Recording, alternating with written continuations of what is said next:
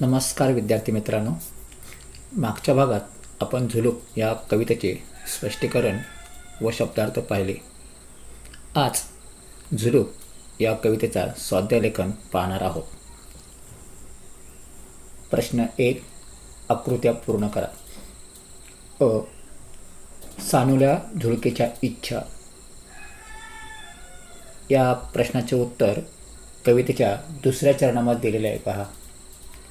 कधी बाजारी कधी नदीच्या काठी, राईत कधी वा पडक्या वाड्यापाठी, हलू थपकत जावे कधी कानोसा घेत, कधी रमत गमत वा कधी भरारी थेट. तर याचं उत्तर आपल्याला खालीलप्रमाणे सांगता येईल. सानुल्या झुळकेच्या इच्छा. 1.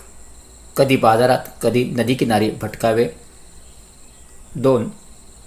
कधी बागेमध्ये तर कधी पडक्या वाड्यापाठी मागे लपावे. 3. कधी हलूच कानोसा घेत थपकत थपकत जावे. 4. कधी रमत गमत थेट भरारी घेत जावे. अशा प्रकारे या सानुल्याच्या झुळकेच्या इच्छा आहेत. आकृत्या पूर्ण करा मध्ये दुसरा प्रश्न. सानुल्या झुळकेच्या प्रवासाचे स्वरूप. या प्रश्नाचं उत्तर कवितेच्या पहिल्या व दुसऱ्या चरणामध्ये दिलेले आहे. वाढते सानुळे मंद झुळक मी व्हावे, घेईन ओढ मन तिकडे स्वैर झुकावे, कधी बाजारी कधी नदीच्या काठी, राईत कधी व पडक्या वाड्यापाठी, हळू थपकत जावे कधी कानोसा घेत, कधी रमत गमत वा कधी भरारी थेट. तर या चरणातील उत्तर आपल्याला लिहायचं आहे. उत्तर याप्रमाणे येईल. मन ओढ घेईल तिथे स्वैर झुकावे, कधी थांबत थांबत कानोसा घेत प्रवास करावा, कधी रमत गमत थेट भरारी मारणे, नाना मावचा करीत स्वच्छंदी भटकणे. पुढचा प्रश्न आहे. सानुल्या झुळकेची लोकोपयोगी कामे. याचे उत्तर 5व्या आणि 6व्या चरणामध्ये दिलेले आहेत. उत्तर बघा खालीलप्रमाणे. वेलूच्या बनात बासरी वाजवून कंसाच्या कानात हितगुज सांगणे, दिशादिशात सुगंध उधळणे आणि दिवसभर राबलेल्या माणसांच्या मुखावर टवटवीत आणणे. अशा प्रकारे या प्रश्नांची उत्तरं आपल्याला लिहिता येतील. प्रश्न क्रमांक 2. योग्य पर्याय निवडून वाक्य पूर्ण करा.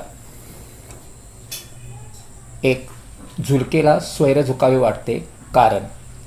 यामध्ये पर्याय दिलेले आहेत. 1. तिला स्वातंत्र्य हवे असते. 2. तिला सर्वत्र हिंडायचे असते. 3. तिचे मन तिकडे ओढ घेते. 4. तिला लोक आमंत्रण देतात. उत्तर आहे तिचे मन तिकडे ओढ घेते असं लिहायचं आहे. पुढचा पर्याय वाक्य. आ. वेलूच्या वनात अलगूज वाजते कारण. पर्याय आहेत. झुलूक स्वतःच गाणी गाते. 2. तिथे गुराखी अलगूज वाजवतो. 3. तिथे ध्वनिफीत लावलेली असते. 4. झुळकेच्या स्पर्शामुळे वेलीतून अलगूजचा आवाज निघतो. तर या ठिकाणी वेलूच्या वनात अलगूज वाजते कारण उत्तर आहे झुळकेच्या स्पर्शामुळे वेलीतून अलगूजचा आवाज निघतो. पुढील प्रश्न क्रमांक 3. परिणाम लिहा. अ. झुळकेने कलिकेला स्पर्श केला तर कोणता परिणाम होईल. याचे उत्तर आपल्याला या ठिकाणी द्यायचं आहे. उत्तर. झुळकेने कलिकेला स्पर्श केल्यावर कली फुलेल व झुळकेसह तिचा सुगंध सर्वत्र दळवळेल. आ. बकुलीच्या फुलांना स्पर्श केला तर काय परिणाम होईल. त्याचं उत्तर आहे बकुलीच्या फुलांना झुळकेने स्पर्श केला तर ती साऱ्या फुलांचा सडा डोहात पाडेल. उत्तर पुन्हा एकदा ऐका. बकुलीच्या फुलांना झुळकेने स्पर्श केला तर ती साऱ्या बकुल फुलांचा सडा डोहात पाडेल. प्रश्न क्रमांक 4. खालील शब्दसमूहाचा तुम्हाला समजलेला अर्थ लिहा. खालील शब्दसमूहाचा तुम्हाला समजलेला अर्थ लिहायचा आहे. अ. चुकली मुकली लकीर. याचे उत्तर, आपल्याच नादात असताना आपण कवितेची, गाण्याची ओळ गुणगुणतो.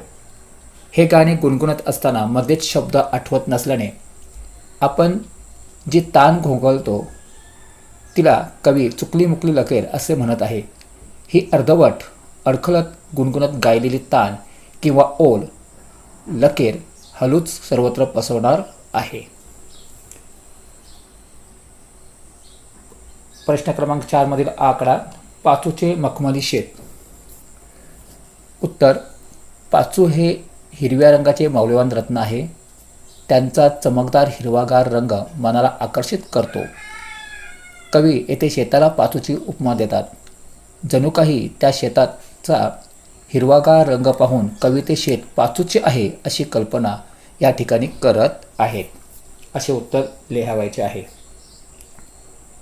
प्रश्न क्रमांक 5, 1 ते 2 शब्दात उत्तरे लिहा.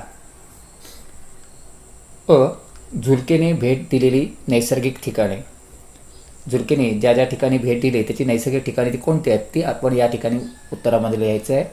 उत्तरामध्ये येईल नदीचा काठ, दुसरा झरा, डोह, जांभली. पुढचा प्रश्न आहे, कवितेतील वर्णनावरून कवीने वर्णन केला ऋतू. तर कवितेतील वर्णनावरून कवीने वर्णन जो केलेला ऋतू आहे तो आहे हिवाळा. उत्तर येईल हिवाळा. ई. झुळकेचा विश्रांतीचा प्रहर. झुळकेचा विश्रांतीचा प्रहर. उत्तर आहे संध्याकाळ. त्या एका आपल्या 6व्या चरणामध्ये सांगितलेलं आहे की घाव्या विसावा यावे मी तिन्ही सांजा. तिन्ही सांजा म्हणजेच संध्याकाळ. अशा प्रकारे या कवितेचा स्वाध्याय आहे. धन्यवाद.